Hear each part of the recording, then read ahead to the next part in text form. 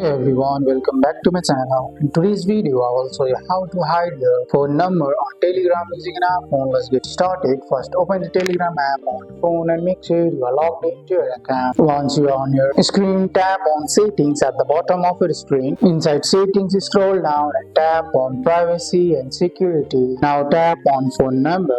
This section controls who can see your numbers on Telegram. You will see an option called Who Can See My Phone Number. Tap on it. Choose Nobody. This means your phone number will be hidden from everyone. Now below that you will see Who Can Find Me by my number. Tap on it and select My Contacts or Nobody for extra privacy. Once done, Telegram saves your settings automatically. And that's it. Your phone number is now hidden on Telegram. That's all for today's video, guys. I hope you guys liked this video. If you found this video helpful, drop a like. Subscribe for more videos. Thanks for watching. See you in the next one.